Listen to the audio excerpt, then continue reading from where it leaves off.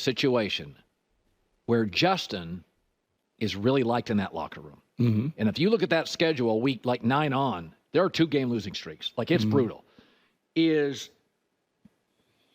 Justin, to the very last game, Bucky, in Chicago, losing, was loved. Guys, and they knew they were getting Caleb. And they were all like, no, we're Justin guys. So there's clearly something, there's a relatability. He's not rich. Russell is. Russell's the icon. I've seen in 2 locker rooms, Russell not necessarily connect with other stars. This feels like a little bit of a powder keg. Calf injury, Justin getting starts, guys watching his hyper athleticism. How's this going to play out in your opinion? Man, that's the thing. Like, Russell had pole position. Because I think that's what Mike Tomlin talked about. He had pole position coming in. But the injury opened the door for Justin Fields to get reps against the number 1 defense. Everything that you're hearing out of there, ignore what the coaches are saying. Listen to what the players are saying.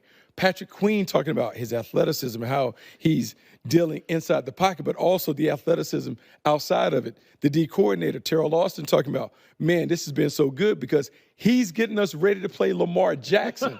Like, think about that. Like, that's a compliment for them to talk about. Not that he's Lamar Jackson, but for them to say that this is getting us ready to play a 2-time MVP. He's doing something in practice that is catching their eye. For Russell, when Russell gets back, Russell has to find a way to close that off, to kind of shut that off. So he can't give them a reason. If it's close, you go to the young guy. And so Russell has to come back, and he has to fire on all cylinders. The offense has to look different when he's in there. If not, there are going to be guys that look towards Justin and say, hey, coach, we might as well give the young guy the ball and let's go. We may need to run it more. It may look different, but there's something that he has done to catch the eyes of the defense. So you're listening to the players. Players always tell you the truth about what they think on the players because the players don't have an agenda when it comes to other players. They want the best player. And when the defense talks about Justin the way they have, you just don't glow over somebody just to make him feel good. There's something that he's doing in practice that makes them feel like if he was playing, they would have a shot to win. Okay. So I really want to talk about this because he said something, Bucky Brooks, what he just said a second ago, which I think gets confused a lot. He said, players always tell the truth, which is true, but they're not always accurate. We see this all the time. How many players who are actually legitimate starters in the NFL, give some wild takes, and they're not doing it for media. They're not doing it for that. Some of them obviously get into media, and so they just want to be like crazy. But let's isolate those. A lot of guys that are on FS1, ESPN, whatever it is, and we see them be wrong all the time. Not all players truly understand the game. Not all players are great at evaluating talent. We see a lot of ex-players in all sports, baseball, basketball, football, soccer, whatever. They all try to become coaches, GMs, and a lot of them fail. They're just not good. It's just different. It's different. Just because you're really good at a sport, at a position, whatever it may be, doesn't mean that you're good at some of these other things that makes the sport complete, that makes a team complete. So, but although I do think it's worth listening to be very clear, I'm not saying, oh, don't listen to them. I'm not taking that extreme approach, but it's not like, oh, well, the players are saying this, therefore it's accurate. That's not always true. In fact, a lot of times teams and players don't really know what's best for them, right? That is why you have a coach. If you didn't really need that, then you wouldn't really have coaches. You certainly wouldn't have 100 different coaches in football. I mean, it's insane how many, non-players they have to make a football team go. You wouldn't really need that. And you obviously do. Football is incredibly complex. So I think it's worth to listen to and understand and unpack. But let's just not be like, well, the Steelers are saying this, the defense is saying this, therefore Justin Fields should start and Russ should not. I do not think it's that cut and dry, but it is interesting. It is definitely interesting. I'm always leery to hear what people are saying coming out of preseason and all of these camps and all of this, because you're just hearing a little bit of everything, right? About pretty much everyone raving about Russ's maturity, raving about Justin Fields on the field. It's just, you're just hearing a little bit of everything. Apparently the Eagles are having like the greatest training camp in the history of the world. And apparently the 49ers, Brock Purdy is throwing so many interceptions, the dude's about to get kicked to Canada, right? I mean, like, you just hear so much stuff that it's like, all right, let's take a deep breath.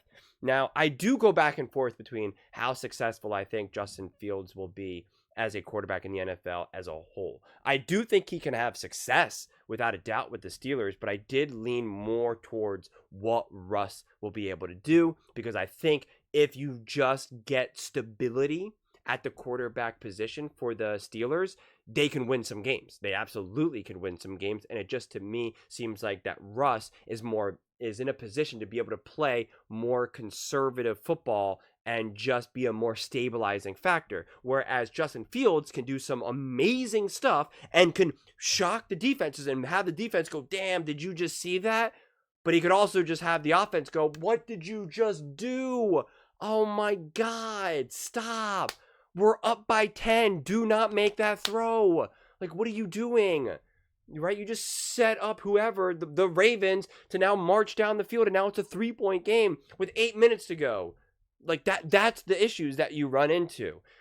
So that's why when you take like these isolated practices under very specific, picture perfect vacuum level circumstances, it's hard to derive situation, to derive conclusions, right? It's like watching a player throw with no pads, no defense, no nothing, right? When they're just kind of going through their drills, you're like, yeah, well, of course he looks deadly accurate. You look at every quarterback pretty much looks the same in those circumstances. Then put some pads on them, put them into a field, have some guy who's 300 some pounds chasing after them, things tend to change a little bit.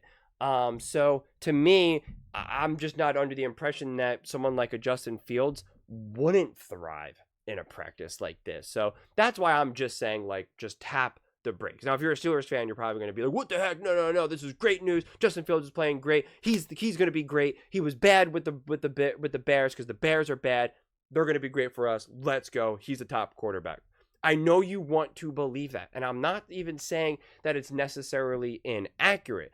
I'm just trying to emphasize, like, just tap the brakes. You got to let this thing kind of bake and unfold. I am a firm believer in making a decision and sticking with it, though, because I just saw this was just released either today or a couple of days ago, about can a 2-quarterback system work for the Steelers. They've talked about this a lot on ESPN over the months as soon as both these quarterbacks got there, and I've rejected that from day one. And then actually on First Things First recently, Eric Mangini came out and said having packages like this would be good, and I just wholeheartedly disagree because of exact reasons what we're seeing right now, because it just undermines whoever is the starting quarterback. Because let's say Russ is actually playing pretty well, pretty decent, obviously still making some mistakes like every quarterback, but then you have throwing a package with Justin Fields, and now maybe he scores a touchdown or gets a big chunk play. Just everyone's just going to start to be whispering, and I mean like in the team, be whispering, why don't we just start with Fields? Like, what the heck?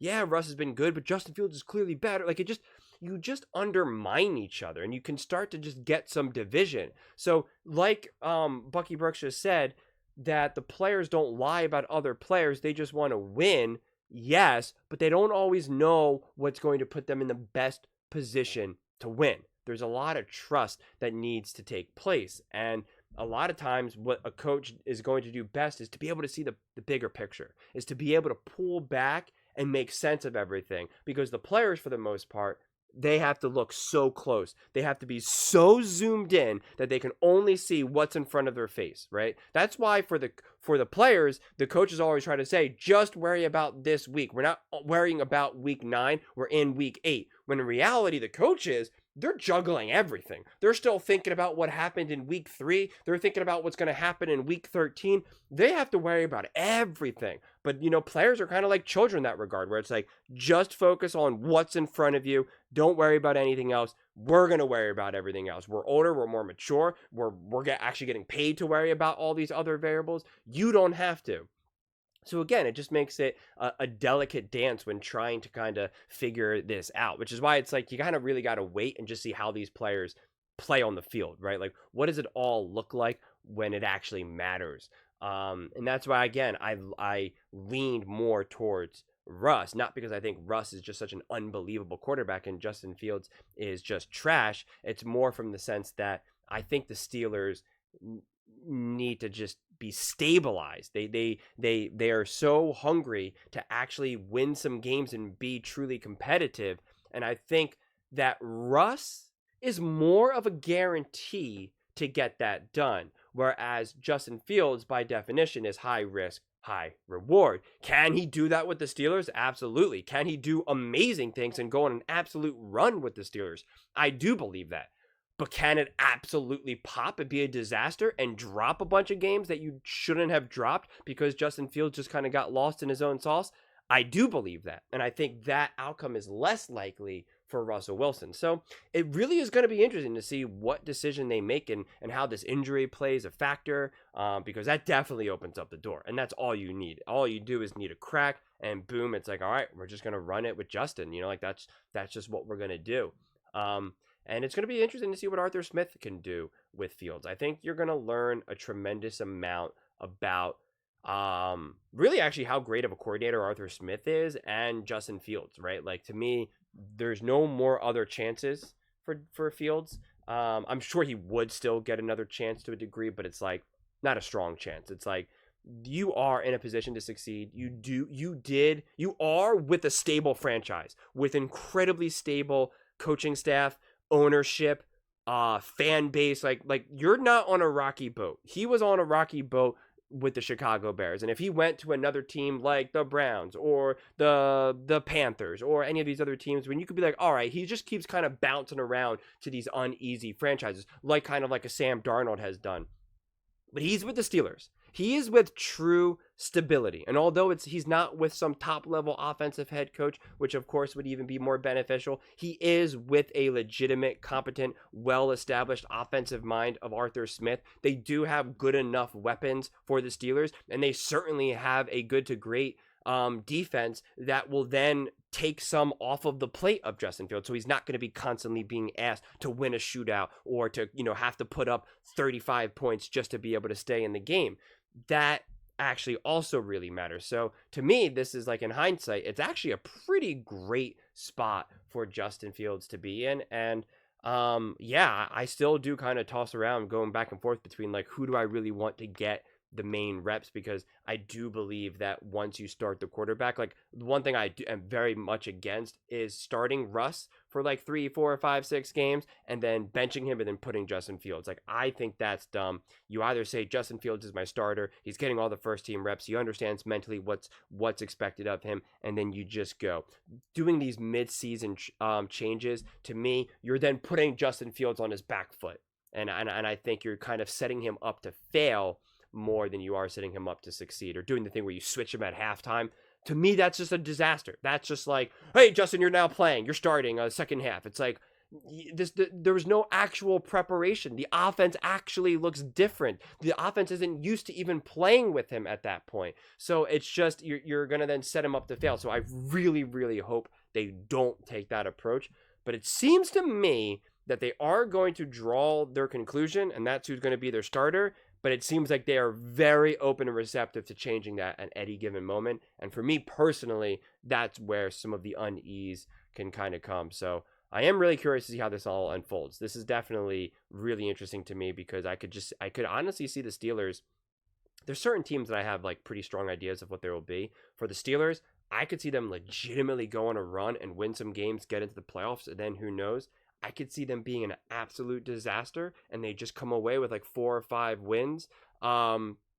Or I could see it just being this completely mixed bag where it's like, wow, they have a great game, they have a terrible game. They have a great game, they have a terrible game. And it's just like, and then it's just confusion where it's just like, who the heck is this team? What is going on? Do they move on from Justin Fields and Russ? Like, what do they do next year? Do they draft a quarterback? Like, then the conversation just kind of gets all wonky. So they're definitely a team to look out for, just because it's just a genuine question mark to me. But those are just my thoughts. I would absolutely love to hear yours. What do you guys all think? Do you think that Justin could actually take Russ's starting job, especially with the injury? And do you believe kind of what you're hearing from, I guess, the whispers already about Justin Fields and kind of apparently really exciting the defense? Let me know in the comments below. I read every single comment, so whether you agree with me or disagree with me, either way, let's get in some discussions, let's get in some fights, but ultimately, let's just have some fun. And please do consider subscribing. We are building an amazing community here, and I would absolutely love to see you part of it. I want to build something that we all genuinely feel connected to, something that we're really excited to be part of. I think we're well on our way to doing it. And please don't forget to give this video a thumbs up, as it really does help with the visibility and the algorithm. Thank you so much, and see you next time.